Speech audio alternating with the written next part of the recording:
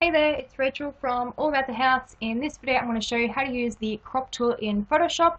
So this is one of a series of quick videos where I basically show how to use just one tool in Photoshop, because I know people can get super overwhelmed where you go, oh my god, what are like all these buttons, I don't know what the heck they do, and you don't want to sit there and watch like an hour long video because like it's kind of boring to watch like what all the tools do. So I'm doing a series of just one quick video for each tool. I'll include a link below this video if you want to go check out the rest of the tutorials, which are in the free graphic design tutorials library, and they'll also be uploaded to my YouTube channel, so make sure you subscribe if you want to be notified of when they are uploaded.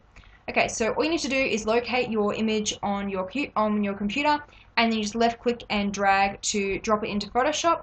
So I've taken this photo of my monthly notes page stickers, and I've got this like extra white space at the top and the bottom.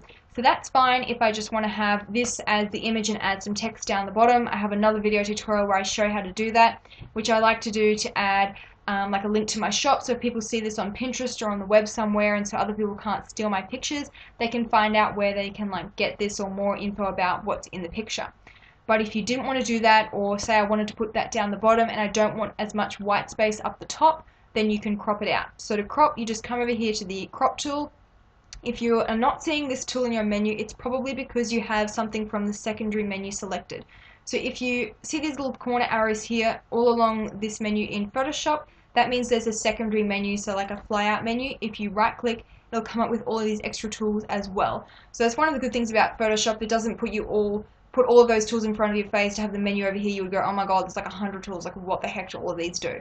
You just right click and then you can find these like hidden tools. So if yours is currently showing a tool like this, just right click and your crop tool will be there behind it. So make sure you've got your crop tool selected.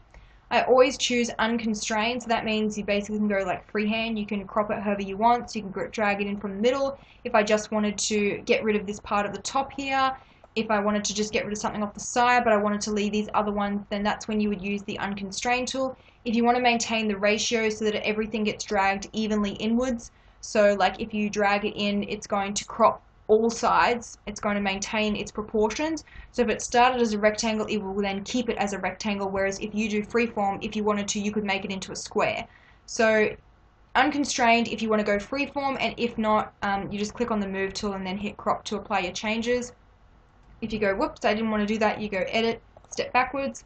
Now the other thing, if you wanted to keep it at its proportions, you wouldn't choose unconstrained, you'd go with original ratio and then you would size it that way. But I always use unconstrained. It just gives me better flexibility. I don't have to toggle between original ratio and unconstrained. I can just go unconstrained and just go however I want to make it until I'm like happy with it. So I've got less of a white border appearing on the left here. I'm going to drag this in so I've got about the same appearing on the right, and I'll take a little bit off the top and I'll be adding my text down the bottom here for a link to my blog where I've like blogged about these stickers, and then a link to my shop. So I'm going to keep this space down the bottom here. When you're happy with it, just press enter to apply the changes, and you've now got a cropped image. You can then resave that, go to file, save it as an image file and call it whatever you want. If you're going to be uploading it to Pinterest, or pinning it to Pinterest rather, then make sure that you put a SEO optimized file name, so with lots of keywords. So for these I would go like